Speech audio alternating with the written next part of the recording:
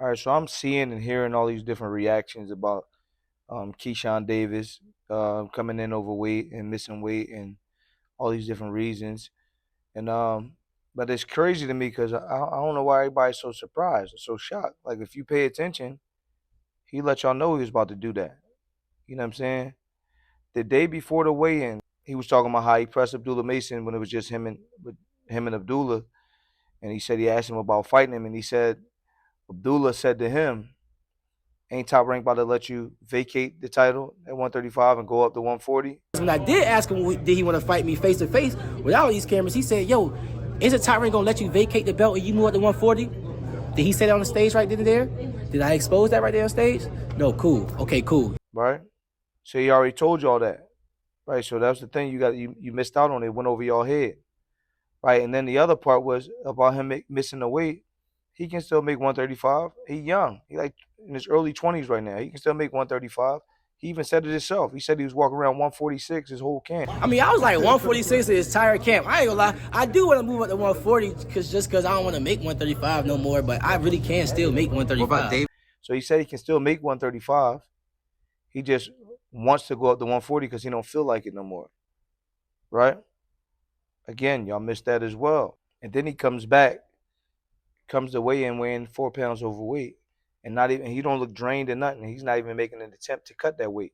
So that there should tell y'all he ain't really worried about 135. 4 pounds over the weight limit. Are you going to give it a go? Are you going to try? Nah, I outgrew the weight. I've been making this weight for over 4 years now. I just outgrew the weight. I tried. You know, I was up late last night trying to make it. Woke up early this morning trying to make the weight. I just outgrew the weight, man. I was feeling it last time I was fighting Baranchik. Thank God that I made it. Yeah, I don't know how I felt making it, but hey, it is what it is. So the reality is, and what I believe is, he never intended to make the weight. And he probably wasn't supposed to, but he linked the script because he was talking too much. And he linked the plans of what Top Ranking him and his team had for him already. Honestly, I was going to 140 after this anyways, honestly. So it was like, hey, whatever, it is what it is. You know what I'm saying? He wasn't supposed to tell nobody that. But again, that went over a lot of people's head. But what happened is, I believe that it backfired on him because typically when fighters come in overweight, a couple pounds, the other person is like, all right, whatever. They're just going to charge you up for it. I mean, a couple 100,000, a couple thousand per pound, whatever the case may be, depending on, the magnitude of that fight and the level of that fight.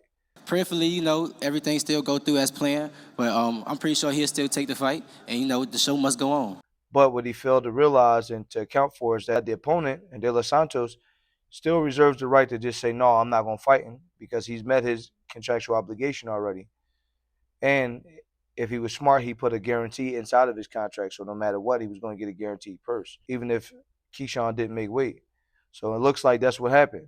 De Los Santos was like, all right, well, you ain't make weight. It's cool. I'm just going to get paid, and I'm not fighting you. That looks horrible on Keyshawn from a business standpoint because now it looks like you were too arrogant and didn't account for this aspect of the game. Like I said, Keyshawn had the same situation with Baranchik his last fight where he gave up the weight, but he took extra money off of that.